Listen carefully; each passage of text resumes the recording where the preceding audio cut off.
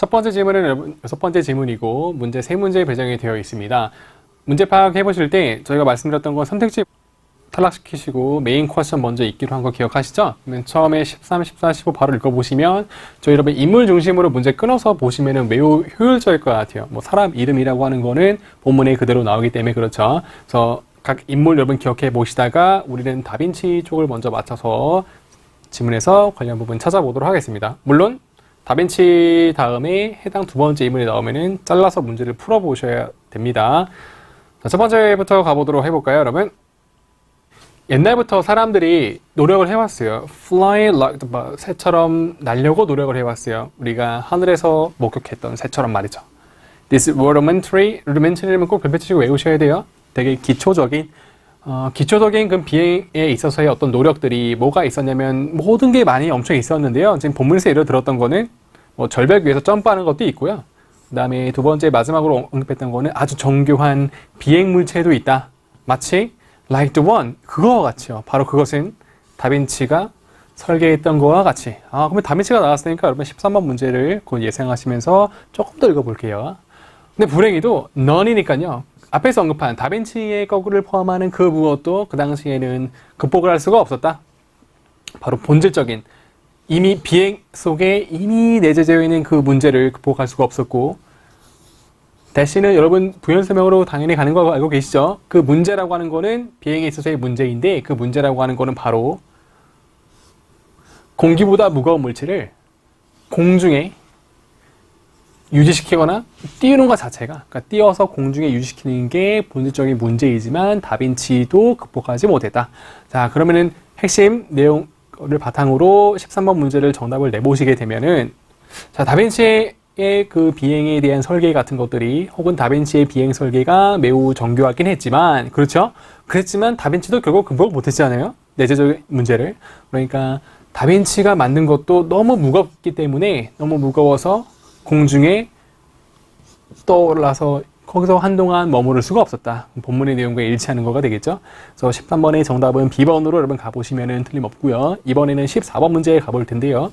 자, 다시 조지 켈리 해당 인물 찾아서 본문 가보도록 합시다.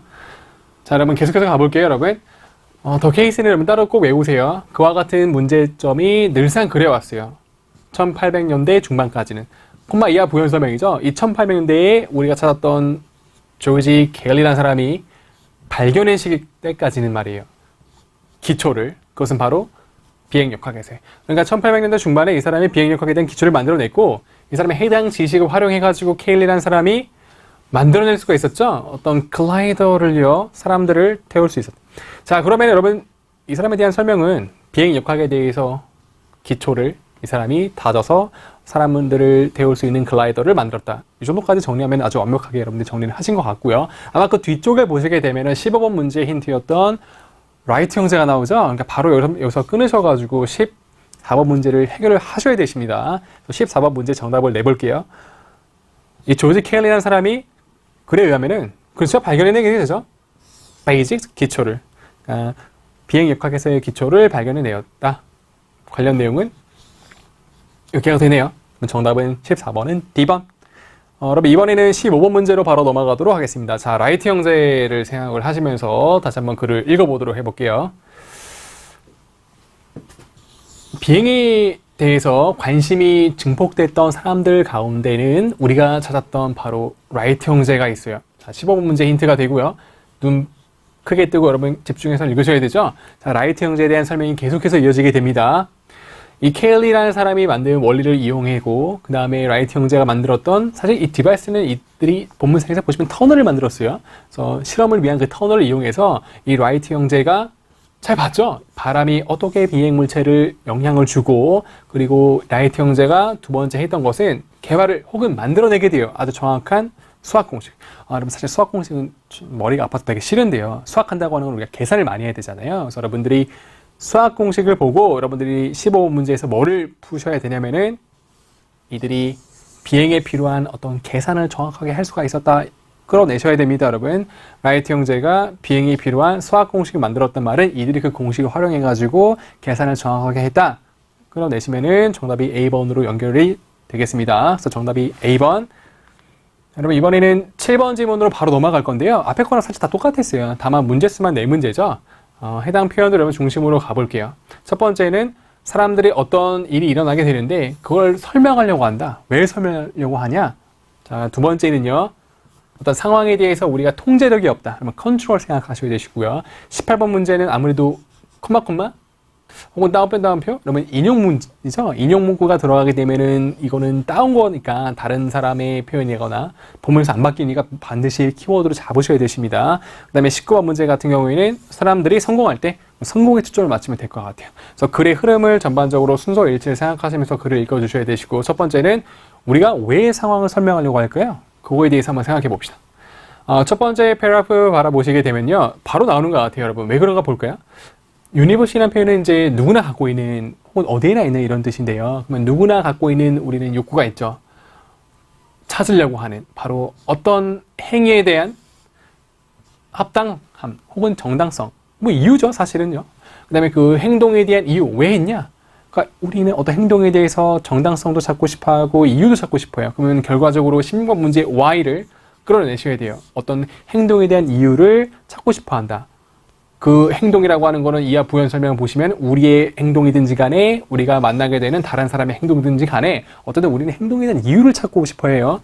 자, 그러므로 이건 전부 다 뭐를 하기 위해서죠? 우리는 그러므로 그걸 통해서 결과적으로 밝혀내게 돼요. Who or what? 대체 누가 아니면 무엇이 그 행동에 대해서의 책임이 있는지, 즉 원인인지. 그러니까 여러분 우리가 사실은 어떤 행동에 대해서 설명하고자 하는 것은 그 행동이 실제로 뭐 때문에 그런 건지를 밝혀내고자 함이네요. 그죠? 자, 그래서 그러면 이걸 바탕으로 문제를 풀어보게 되면요. 이 글쓴이가 사람들이 일반적으로 설명을 하기로 되어 있다. 그 일이 왜 일어나는지를. 그 왜 설명하고 싶어 하죠? 궁극적인 건 뭐였어요? 그 행동에 대해서 누가 혹은 무엇이 원인인지를 밝혀내고자 하기 위함이었잖아요. 그러면은 방금 마지막 읽어봤던 부분과 관련을 짓게 되면 정답이 B번인데 왜 그런가 봅시다. 그러니까 우리 사람들은 일반적으로 타고난 어떤 얼지는 본문상에 나와 있는 need로 가면 되죠. 우리는 충동이 있다. 어사인은 부여하는 건데요. 혹은 지정하는 거예요. 그러니까 이 책임을 딱히 얘 때문이다. 아니면은 그것 때문이다라고 지정하고 싶어 하는 기질이 있기 때문에 그건 정확히 앞에 나와 있던 해당 부분과 똑같은 말을 하는 거기 때문에 정답 B번으로 연결하시는데 무리가 없습니다. 정답 B번. 여러분 이번에는 17번 문제로 가볼게요. 17번 문제는 여러분 통제력이 없다는 거를 생각하시면서 컨트롤을 생각하시면서 지문을 읽어보시면 좋을 것 같은데요. 자, 2번 패러그래프를 바로 넘어오시면은 바로 컨트롤 표현이 보이시죠? 그러니까 여기가 바로 우리가 17번 문제를 풀어야 될 곳인데 앞에 내용은 간단하게 좀 볼까요, 여러분? 1958년도에 처음으로 제기가 되었던 바로 오스트리아의 심리학자였던 프레츠 하이드라는 인물에 의해서 처음으로 제기된 이 이론이 우리가 모든 이론을 알 수가 없어요. 여러분 그냥 가세요. 어떻게 그냥 attribution theory 뭔지 모르겠다. 자, 뒤에 설명이 들어가겠죠. 이 attribution theory라고 하는 거는 prisms 일반적으로 이렇게 봐요. 우리 모든 인간들의 행동이 사실은 동기부여가 되는데 첫 번째 internal, 즉 내적인 거에서 혹은 두 번째는 외적인 거로 의해서 동기부여가 된다고 본다. 그러니까 우리 행동의 이유는 내적과 외적인 이유가 동시에 존재하는 게 해당 이론이 되는 것 같고요.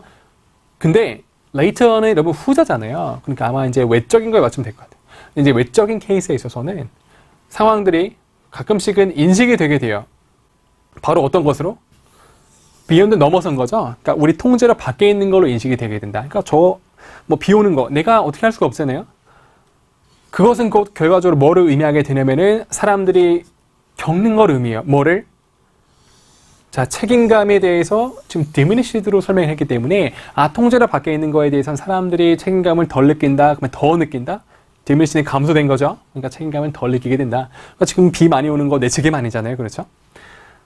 그러면은 17번 문제는 바로 풀어보면 될 것 같은데요. 마찬가지로 패러프레이징 게임을 해보면 제일 좋을 것 같아요. 그래서 그러니까 내가 지금 통제력이 없다고 느끼는 이 사람들이 그럼 어떻게 하겠어요? 책임감을 더 느낀다, 덜 느낀다? 덜 느낀 거가 되죠? 그래서 정답을 덜 느끼는 거에 맞춰서 내보시면 정답이 B번이에요.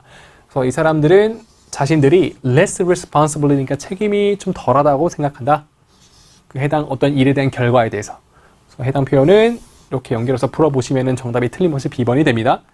여러분 이번에는 18번 문제로 넘어가 볼게요. 18번 문제는 아까 봤을 때 또 잘 모르겠어요, 여러분. 이게 인용구다 보니까 뭐 용어일 수도 있잖아요. 우리는 correspondence bias를 찾아가지고 문제를 풀어봅시다.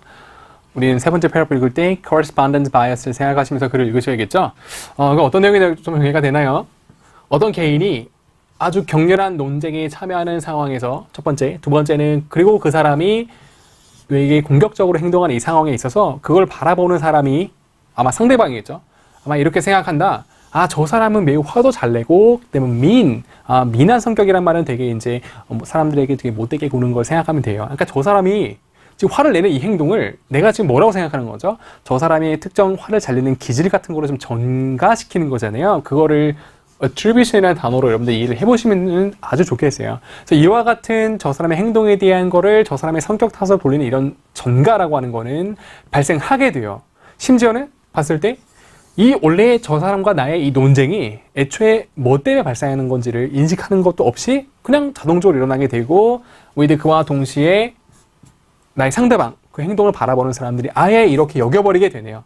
저 사람의 이 화를 내는 이 행동 자체는 뭐 때문이다? 나 때문이 아니고 저 사람의 성격 때문이다.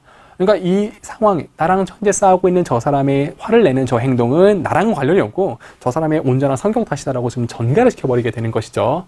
그러면은 이렇게 뭔가 상황을 바라보는 사람들이 내부적인 게 아니라 어떤 외적인 거로부터 초점을 맞춰서 행동의 이유를 찾는 이러한 경향이 뭐로 알려져 있냐면은 바로 우리가 찾았던 correspondence bias라는 것으로 알려져 있다. 그러니까 우리는 지문에서 설명이 다 나오기 때문에 뭐 모든 단어를 우리가 알 수가 없잖아요. 그죠? 그러면 이해를 해보시게 될 거는 이 대응 편향이라고 하는, 즉 correspondence bias라고 하는 거는 동일한 행동에 대해서 어떤 행동에 대해서 책임을 뭐로부터 찾는 거죠? 외적인 요인이 아니고 그 사람의 혹은 그 어떤 사물의 내적인 걸로부터 원인을 찾는 걸로 이해를 해보시게 되면은 저희 18번 문제의 풀이가 좀 간단하게 될 것 같습니다, 여러분. 그러면은 이 대응 편향이라고 하는 거는 일어나게 된다. 사람들이 뭐라고 생각했을 때죠? 저 사람의 어떤 특정 행동이 뭐로부터 결정된다? 아, 그 사람의 성격. 성격은 여러분 다시 봐보세요. 내적인 걸로 보는 게 맞겠죠? 그래서 아까 말했을 때 외적인 것이 아니고 성격 탓을 했으니까요. 그걸 보고 문제를 풀어본 거였어요. 그래서 18번 문제의 정답은 여러분들 D번으로 하는 게 당연히 맞겠죠. 여러분 이번에 19번 문제로 넘어가 볼게요. 19번 문제 힌트는 성공이에요. 뭐 성공이 과연 어떤 예로 나왔는지를 생각을 해보시면은 자, 네 번째 패러그래프에서 바로 보이시죠, 여러분. 우리 어떤 사람들이 positive experience, 되게 좋은 경험을 했을 때 자, 컴마 이하 부연셈이 들어갔어요.